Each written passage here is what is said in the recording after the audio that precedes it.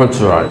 ஆவணி மாத ராசி பலன். முதல்ல கிரக நிலவரம், இந்த ஆவணி மாதம் கிரக அமைப்புகள் எப்படி இருக்குன்றதை பார்த்துருவோம். ஏன்னா அந்த கிரகத்தை அடிப்படையாக கொண்டு தான் நம்ம பார்க்க போகிறோம். முதல்ல இந்த ஆவணி மாதத்தில் 2 கிரக மாற்றங்கள் 3 கிரக மாற்றங்கள் கூட நிகழ்ந்திருக்குன்னு தான் சொல்லணும். ஒன்று, சுக்கிர பகவான், சுக்கிரன் கடக ராசியில் சஞ்சரிக்கிறார். இந்த மாதம் முழுவதும் ஒரு பெரிய நன்மை என்னன்னு கேட்டிங்கன்னா, முழுமையான ஒளி கிரகமாக, முழுமையான சுபத்துவம் வாய்ந்த அந்த சூரிய பகவான் தலைவனாக விளங்கக்கூடிய சூரியன் இந்த ஆவணி மாதம் 30 நாட்களும் தன்னுடைய சொந்த வீட்டில் ஆட்சி பலம் பெற்று சிம்ம ராசியில் சஞ்சாரம் செய்கிறார். அப்போ ஏறக்குறைய 1 வருஷத்துக்கு பிறகு சிம்ம ராசி அன்பர்களுக்கு ஒரு அதிர்ஷ்டமான காலம். காரணம் என்னன்னா, ஆதித்யாதி நவகிரகங்களில் தலைமை பொறுப்பேற்று நடத்தக்கூடிய ஒரு கிரகம் எதுனா அது சூரியன் தான். அவரை பேஸ் பண்ணி தான் வான் மண்டலமே இருக்கு, அப்படி கூட சொல்லலாம். சூரியனும் சிவபெருமானும் ஒன்றுன்னு கூட நம்ம சொல்லலாம். அந்த அளவுக்கு ஒரு சக்தி வாய்ந்த ஒரு கிரகமாக இருக்கக்கூடிய, பேர் புகழ் பெற்ற கிரகமாக இருக்கக்கூடிய ஒரு சூரியன் சொந்த வீட்டில் ஆட்சி பலம் பெறுகின்ற போது அதுக்கு பவர் சொல்லி அடங்காது. அப்போ இந்த ஆவணி மாதம் சூரியன் அற்புதமான முறையில் சொந்த வீட்டில் அமைகிறார். அவரோட கேதுவும் புதனும் இணைகிறார்கள். அதே போல் கன்னியில் இருக்கக்கூடிய செவ்வாய், இந்த கன்னியில் இருக்கக்கூடிய செவ்வாயால் நிறைய வீண் விரயங்கள், அடுத்து செலவுகள். நிறைய அன்பர்கள் சொல்வது உண்டு, எனக்கு கையில் காசு நிற்கவே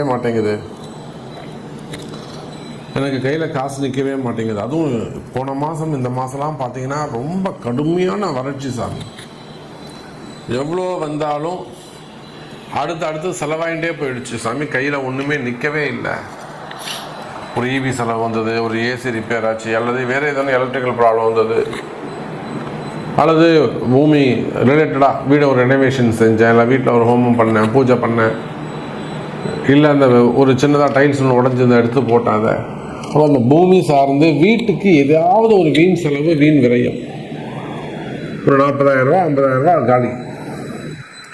அப்போ இது போல் கையில் காசு தங்காமல் இருப்பது, இதெல்லாம் அந்த கண்ணியில் இருக்கக்கூடிய செவ்வாய். இதே ஒரு கம்பெனி, பெரிய அளவில் ஒரு கம்பெனி அப்படின்னாக்கா அங்கேயும் இதே தான் ட்ரையான ஒரு சூழ்நிலைகள் இருக்கும். அப்போ இந்த சூழ்நிலைகள் எல்லாம் இந்த மாதம் மாறப்போகுது. சூரியன் அற்புதமான முறையில் இருக்கிறாங்கன்னா என்னன்னாக்கா, சூரியன் கேது இடத்துல மாட்டிக்கிட்டார். சூரியன் தனித்து இருப்பாரே ஆனால் அவரால் ஒரு பெரிய லாபத்தை நாம் எதிர்பார்க்கலாம். அவர் கேதுவோடு இணைந்ததால் குறிப்பிட்ட ஒரு சில ஜாதகர்களுக்கு மட்டும், அல்லது குறிப்பிட்ட ராசிகளுக்கு மட்டும்தான் நல்ல பலன்கள் கிடைக்க போகுது. ஸோ இந்த ஆவணி மாதம் உங்களுக்கு என்ன நடக்க போகுது, என்ன மாதிரியான மாற்றங்கள் நிகழும், உங்களுடைய எதிர்பார்ப்புகள் பூர்த்தி ஆகுமா, நீங்கள் மனசில் நினச்சிருக்கிற ஒரு சில விஷயங்கள், நல்ல காரியங்கள் கைகூடுமா, இந்த கேள்விகளுக்கெல்லாம் ரொம்ப ப்ரீஃபாக டீட்டெயிலாக ஒவ்வொரு ராசிக்கும் ஆவணி மாத ராசி பலனை பார்க்கலாம் வாருங்கள். அன்பார்ந்த மேஷ ராசி அன்பர்களே, இந்த ஆவணி மாதத்தை பொறுத்தவரையில் உங்கள் ராசியில் உச்சம் பெறக்கூடிய ஒரு கிரகம் சூரியன். அந்த உச்சம் பெறக்கூடிய கிரகம் உங்களுக்கு பஞ்சமாதிபதியாக அமைந்து ஒரு நல்ல சுபத்துவம், ஒரு நல்ல ஒளி கிரகம் ஒரு மேஷ ராசியை, உங்கள் ராசியை தொடர்பு கொள்ளும் போது அதில் நல்ல அந்த இருள் விலகும். உங்களுக்கு இருக்கக்கூடிய கஷ்ட நஷ்டங்கள் அதில் விலகும். அது எந்த மாதிரியான காரகத்துவமாக இருந்தாலும், அல்லது எந்த மாதிரியான கஷ்டங்களாக இருந்தாலும், பஞ்சமாதிபதி அப்படின்னு சொல்லக்கூடிய அது சூரியன், புதன், எந்த கிரகமாக வேண்டுமானாலும் இருக்கட்டும். ஸ்பெஷலி மேஷ ராசி அப்படின்னு நம்ம பார்க்கும்போது, உங்கள் ராசியில் உச்சம் பெறக்கூடிய ஒரு ராசி, ஒரு கிரகம், அவர் 5, 9ஆம் பாவமாக உங்களுக்கு தொடர்பு கொள்கிறார். அப்படின்னும் போது சூரியனுக்கு உங்கள் மேஷராசி 9ஆம் இடம் பாக்கியஸ்தானம்.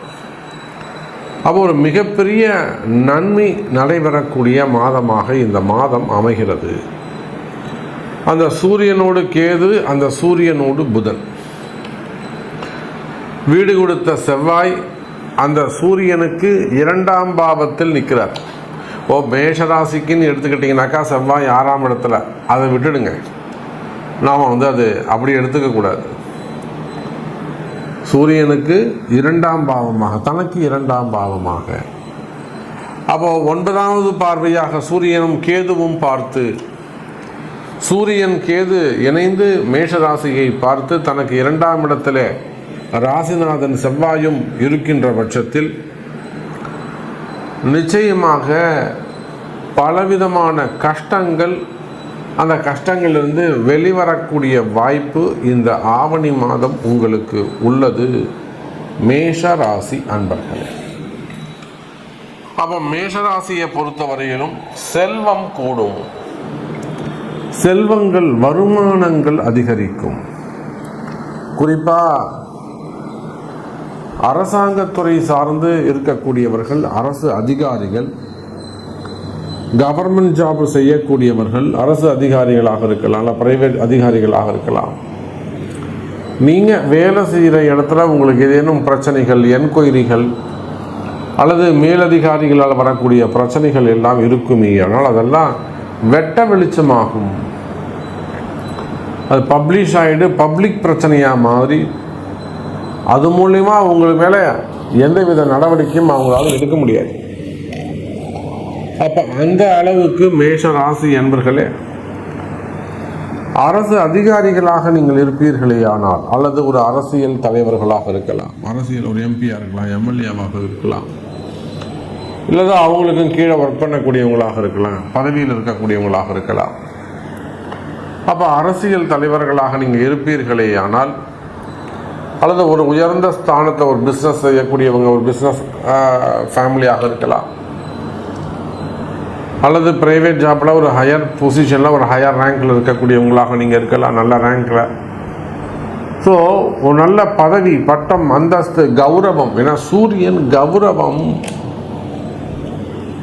செவ்வாய் அதிகாரம். இவங்க 2 பேருக்கும் டியூன் பண்ணி விடுறது கேது பகவான், கூட நிற்கக்கூடிய கேது. அதிகாரம் யாருங்க? அதிகாரம் யாருங்க? பேர், புகழ், கௌரவம் சூரியன், அதிகாரம் செவ்வாய். அப்ப மேஷ ராசி அன்பர்களே, நீங்கள் அரசியல் தலைவர்களாக இருந்தாலும் அல்ல அரசு அதிகாரிகளாக இருந்தாலும், உயர்ந்த பொறுப்புகளிலே பதவிகளிலே வசிக்கக்கூடியவர்களாக இருந்தால், கௌரவமான குடும்பத்தைச் சேர்ந்தவர்களாக இருந்தாலும், நல்ல பதவி, பட்டம், அந்தஸ்து, கௌரவம் இவையெல்லாம் உங்களுக்கு வந்து சேரும். இதற்கு முன்பாக ஏதேனும் உங்களுக்கு அவப்பெயர்கள் ஏற்பட்டிருக்குமேயானால், வீண்பழி, அவமானங்கள், செய்யாத குற்றங்களுக்கான தண்டனைகள் நீங்கள் மொத்தமாக சம்பாதிச்சு கொண்டு போய் இன்னொருத்தட்ட கொடுத்துருப்பீங்க. அவ்வளோதான் விஷயம். உங்களுக்காக நீங்கள் ஒன்றும் உழைச்சிருக்க மாட்டீங்க, இன்னொருத்தருக்காக, மற்றவர்களுக்காக, இன்னொரு குடும்பத்துக்காக நீங்கள் உழைச்சிருப்பீங்க. விசுவாசம்.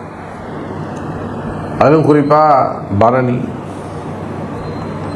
அதே போல் அஸ்வினி நட்சத்திரம்லாம் டெடிகேஷன்ஸ்.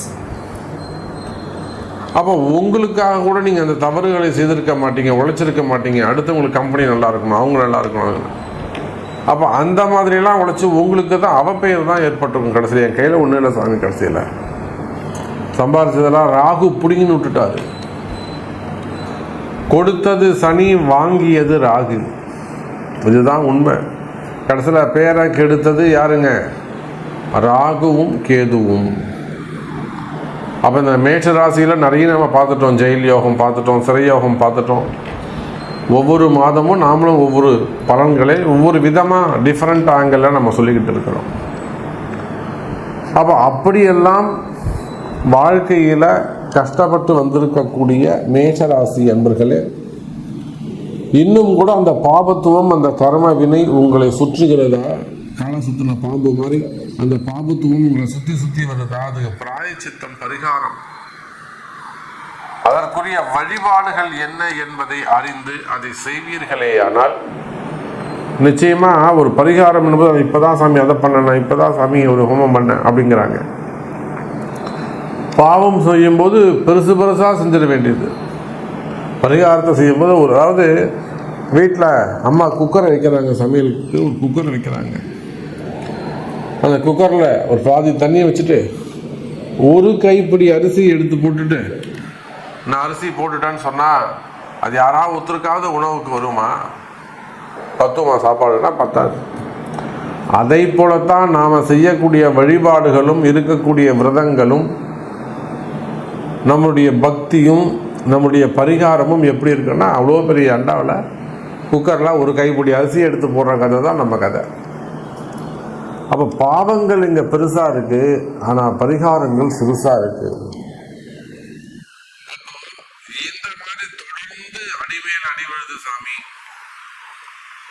தொடர்ந்து அடிமேல் அடிவிழுது. நான் பிஸ்னஸ் பண்ண, நீங்க உள்நாடாக இருக்கலாம், வெளிநாடாக இருக்கலாம், எந்த மாநிலமாக வேண்டுமானாலும் இருக்கலாம், வெளிநாட்டில் வசிக்கக்கூடியவர்களாக இருக்கலாம். பாருங்க சாமி, எனக்கு தொடர்ந்து அடுத்து அடி விழுந்துக்கிட்டே இருக்கு, கையில் காசு நிற்க மாட்டேங்குது, தொடர்ந்து வீண் விரயம் சாமி. ஆஸ்பத்திரிக்கு போகிறது அல்லது ஏதாவது மெக்கானிக்கை கூப்பிடுறது, சர்வீஸ்க்கு கொடுக்கறது, தொடர்ந்து வீண் செலவுகள், போட்டி பொறாமைகள். சாமி நான் கம்முன்னு இருந்தால் கூட இந்த எதிரிகளுடைய தொந்தரவு தாங்க முடியவில்லை, ஒரே போட்டி பொறாமை சாமி. அப்போ நீங்கள் விவசாய பெருமக்களாக இருக்கலாம், விவசாயம் செய்யக்கூடியவர்கள், தென்னந்தோப்பு வச்சு நடத்தக்கூடியவங்க, தேங்காய் மண்டி நடத்தக்கூடியவங்க, இல்லை அது ரிலேட்டடாக பிஸ்னஸ் செய்யக்கூடியவர்கள், ரியல் எஸ்டேட்ஸு, காடு, விவசாயம் செய்யக்கூடிய விவசாய பெருமக்களாக இருக்கலாம். அடுத்து ஏதோ நடந்துகிட்டே இருக்கு சாமி இந்த பூமியில. ராசிமானம், செய்வினை கோளாறுகள், திருஷ்டிகள். அப்ப இந்த மாதிரி எல்லாம் திருஷ்டி பிரச்சனைகள் எல்லாம் உங்களுக்கு இருக்குமே ஆனால்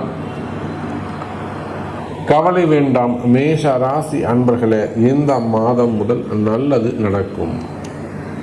அப்ப அந்த சூரியனுடைய சுபத்துவம், அந்த சூரியனுடைய நெருப்பு உங்களிடத்தில் இருக்கக்கூடிய அந்த அழுக்குகளை எல்லாம், ஆபத்துக்களை எல்லாம், அல்லது அந்த செய்வினை கோளாறுகளை எல்லாம், பாவத்துவத்தை எல்லாம் இந்த சூரியன்கிற நெருப்பு பஸ்மமாக்கிவிடும்.